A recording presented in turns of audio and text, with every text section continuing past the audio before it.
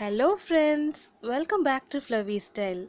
இன்றைக்கி நம்ம வீடியோவில் ஒரு ஸ்பெஷலான ஒரு ரெசிபி பார்க்க போகிறோம். நம்ம எல்லாரையுமே உங்களுக்கு என்ன ஃபுட் ரொம்ப பிடிக்கும் அப்படின்னு கேட்டால் யோசிக்காமல் நம்ம டக்குன்னு பிரியாணின்னு தான் சொல்லுவோம். நான்வெஜ்னால் கண்டிப்பாக பிரியாணி தான். ஸோ பிரியாணின்னு சொன்னாவே அது வந்து முஸ்லீம் தான் நம்மளுக்கு ஞாபகம் வரும். ஸோ பாய் வீட்டு பிரியாணி, முஸ்லீம் பிரியாணி அப்படின்னு சொன்னாலே கண்டிப்பாக அதை போட்டி போட்டு அடித்து விட்டுட்டு சாப்பிட்ற மாதிரி அந்த அளவுக்கு டேஸ்ட் வந்து ரொம்பவே அட்டகாசமாக இருக்கும் அவங்க செய்கிறது. ஸோ அவங்க வந்து எப்படி தான் ப்ரிப்பேர் பண்ணுறாங்க, என்னென்ன தான் போடுறாங்க அப்படின்றத இன்றைக்கி நம்ம பக்கத்துலேருந்து பார்க்க போகிறோம். வாங்க பார்க்கலாம். எங்கள் வீட்டுக்கு ஆப்போசிட்டில் தான் எங்கள் பாய் அங்கிள் ஆண்டி இருக்காங்க. இப்போ வந்து நாங்கள் பசங்க எல்லாம் லீவுக்கு ஒன்றா கூடினதுனால எங்களுக்காக பிரியாணி செய்யலான்னு சொன்னாங்க. ஸோ ஒரு 3 கிலோ அளவு தான் இன்றைக்கி செய்கிறாங்க. ஸோ அதுக்கு வந்து என்னென்னலாம் அவங்க போடுறாங்க, என்ன பண்ணுறாங்க, எப்படி தான் அவங்க கைப்போக்கம் என்னதான்றதை நம்ம இன்றைக்கி பக்கத்தில் இருந்து அதை வந்து கேப்சர் பண்ணிக்கலாம். ஸோ ஃபஸ்ட்டு வந்து எண்ணெய் ஊற்றிருக்காங்க. எண்ணெய் வந்து ஒரு 6 லிட்டர் எண்ணெய் ஊற்றிருக்காங்க. யோசிக்காமல் எண்ணெயை மட்டும் அவங்க ஊற்றி விளையாடுவாங்க பாருங்கள். ஸோ எண்ணெய் வந்து 6 லிட்டர், அப்புறம் நெய் வந்து ஒரு 1/4 லிட்டர் நெய் ஊற்றிருக்காங்க. இதுதான் வந்து மெயின் அப்படின்னு சொல்கிறாங்க அவங்க. ஸோ எண்ணெய் வந்து நம்ம கஞ்சத்தனம் பண்ணாமல் கொஞ்சம் தாராளமாக ஊற்றினா தான் எல்லா பொருளும் வதங்கி வரப்போ அதோடய ஃப்ளேவர் நல்லா கிடைக்கும்னு சொன்னாங்க.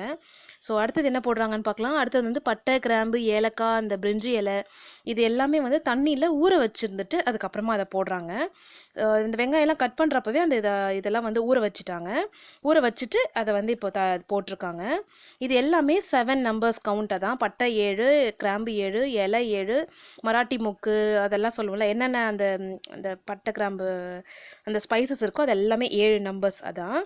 அப்புறம் வந்து பச்சை மிளகாவை கீரி போட்டிருக்காங்க. பச்சை மிளகா வந்து ஒரு 10. அப்புறம் வெங்காயம் கட் பண்ணி போட்டிருக்காங்க. வெங்காயம் வந்து 3/4 கிலோ வெங்காயம் போட்டிருக்காங்க.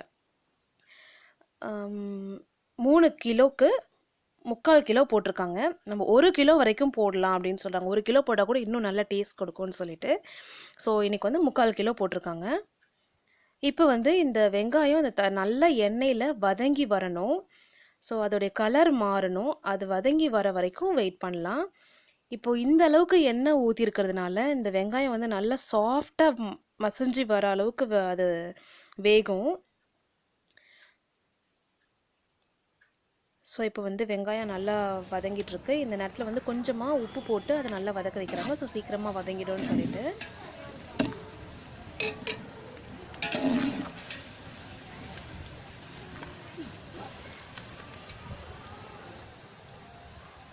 இப்போ வெங்காயத்துடைய கலர் மாறிட்டு இருக்கு. நம்ம அது நடுவில் என்னென்ன ஸ்பைசஸ் மசாலாஸ்லாம் வச்சுருக்காங்கன்னு பார்க்கலாம்.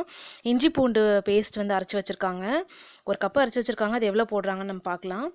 அடுத்தது வந்து பட்டை கிராம்புலாம் அரைப்போம்ல, கரம் மசாலா, அந்த மசாலா, அப்புறம் தனி மிளகாத்தூள், கொத்தமல்லி தூள், அப்புறம் மஞ்சள் தூள். இதான் இந்த தூளெல்லாம் இவ்வளோ தான் வச்சுருக்காங்க. இது தான் போட போகிறாங்க. வேறு எந்த தூளும் அதில் கிடையாது. இந்த கரம் மசாலான்றது நம்ம பட்டை, கிராம்பு, ஏலக்காய், அப்புறம் மிளகு, சீரகம் இது எல்லாத்தையும் அரைப்போம் இல்லையா பிரியாணிக்காக, பிரியாணி மசாலா அதுதான் அது. அப்புறம் இப்போ வந்து இஞ்சி பூண்டு பேஸ்ட் வந்து 1.5 கரண்டி போட்டிருக்காங்க.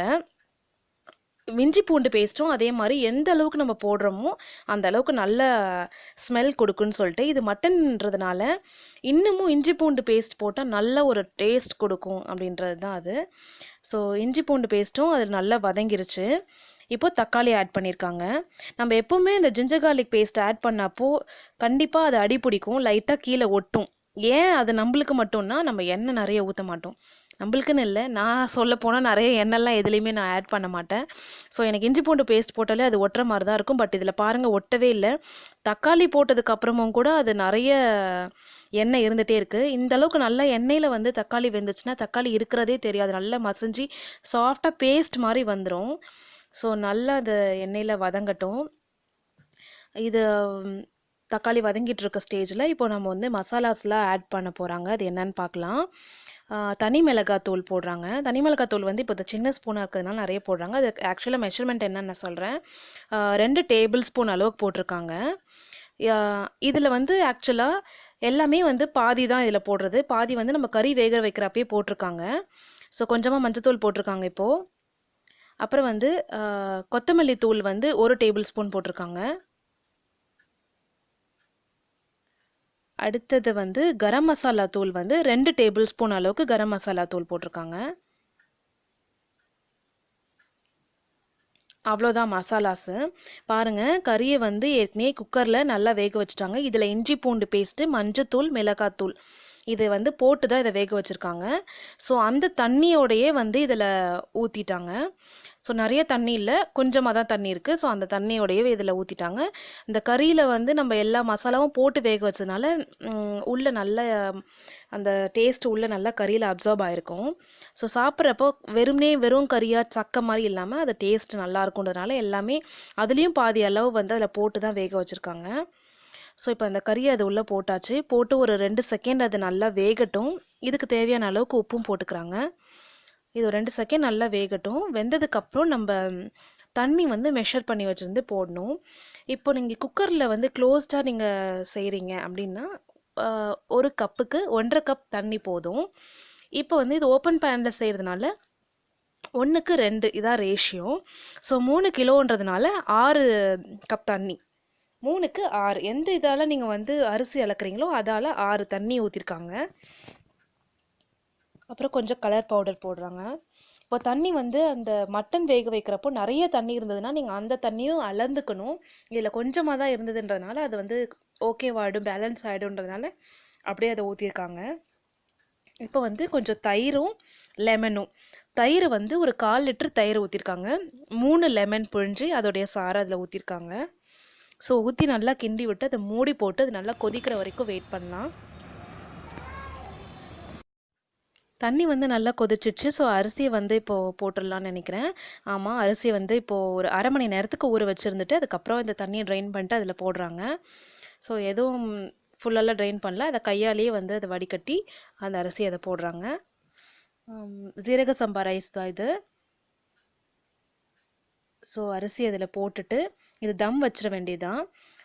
இது எப்படி வந்து ஒரு 15 to 20 மினிட்ஸ் போதும்னு நினைக்கிறேன். ஏன்னா நம்மளுடைய கறியும் வந்து ஆல்ரெடி நல்லா குக்கரில் வேக வச்சு எடுத்துருக்கோம்.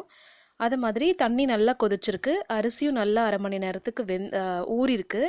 ஸோ சீக்கிரமாக இது வெந்துரும்னு நினைக்கிறேன். இப்போ வந்து உப்பு, காரம் மற்ற எல்லாமே கரெக்டாக இருக்கான்னு செக் பண்ணிக்கிறாங்க. செக் பண்ணிவிட்டு அப்புறம் கொஞ்சமாக வந்து கொத்தமல்லி புதினா போட மறந்தாச்சு. ஸோ அதை வந்து போட்டு தம் பண்ணிடலாம். இந்த கொத்தமல்லி புதினா வந்து லாஸ்ட்டாக போடுறதுக்காக வச்சுருக்காங்க. இப்போ வந்து ஒரு 15 மினிட்ஸ் தான் ஆச்சு. நம்ம பிரியாணி வந்து சூப்பராக ரெடி ஆகிடுச்சு. லோ ஃப்ளேமில் தான். மேலே நம்ம வந்து அந்த மூடி மேலே சுடு தண்ணி பாத்திரம் தூக்கி வைக்கலாம், இல்லை கறி கட்டி இருக்குல்ல அடியில் அந்த எடுத்து கூட வைப்பாங்க. பட் இது எதுவுமே வைக்கல, சாதாரணமாக மூடி போட்டு தான் அதை வேக வச்சாங்க. இப்போ ஃபைனலாக எல்லாம் முடிச்சதுக்கப்புறம் அது மேலே கொஞ்சம் நெய் ஊற்றிருக்காங்க. ஸோ வாசனை வந்து கமன்னு இருக்குது.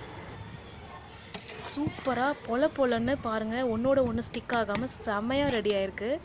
வாசனை வந்து அப்படியே ஆளை தூக்குது. எப்போ சாப்பிட போகிறோன்னு இருக்குது எனக்கு.